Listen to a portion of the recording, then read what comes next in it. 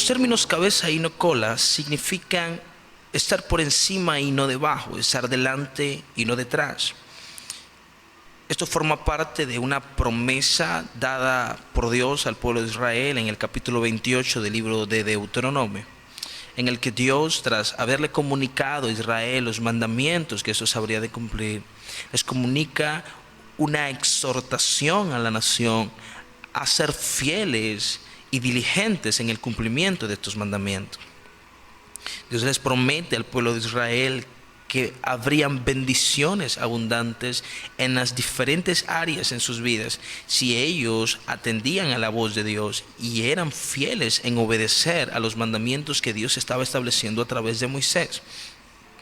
En versículos como el 3 al 6 vemos que Dios les ofrece bendiciones en diferentes aspectos. Dice que serían bendecidos en la ciudad, bendecidos en el campo, bendecido el fruto de su vientre, el producto de su suelo, bendecidos serían sus canastas, su arteza, bendecidos serían cuando entraran y bendecidos serían cuando salieran.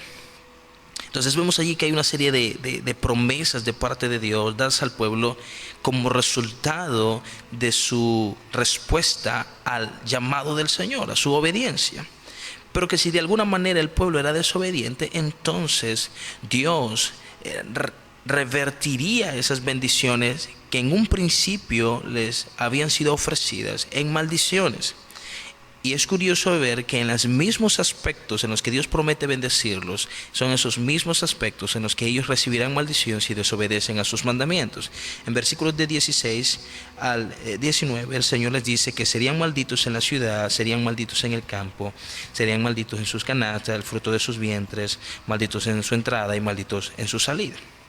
Entonces vemos allí que hay una serie de regulaciones en las que Dios por una parte les promete bendición abundante, pero Israel sí se arrepiente, y por otra les declara que serán maldecidos grandemente si ellos ignoran la ley de Dios. Entre las promesas que Dios les ofrece a la nación de Israel está el hecho de que Dios iba a levantar a la nación de Israel a una posición tan alta, a una posición tan respetable por encima de las demás naciones, a tal punto que los prosperaría, de modo que otras naciones irían a pedirle prestado a Israel, Israel les prestaría, pero ellos no les pedirían prestado a nadie. Vemos allí que Dios está prometiendo prosperar grandemente a la nación.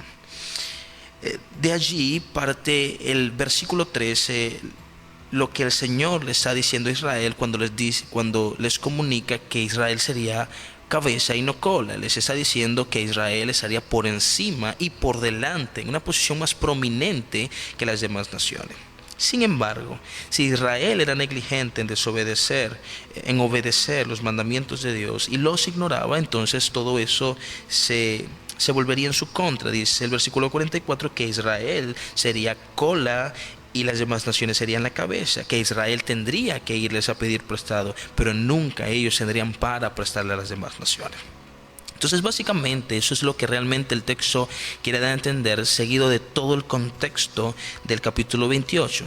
¿De qué manera nosotros podemos aplicar este pasaje bíblico a nuestras vidas? Porque yo no pudiera tomar el versículo 3 y decir que el Señor me puso a mí por cabeza y no por cola de otras naciones, porque el contexto histórico en el que yo me encuentro en ese momento no es igual al contexto histórico de Israel. Entonces yo no pudiera decir eso. Tampoco pudiera decir que el Señor me puso por cabeza de otras personas o por encima de otras personas. No es eso lo que la palabra de Dios me revela.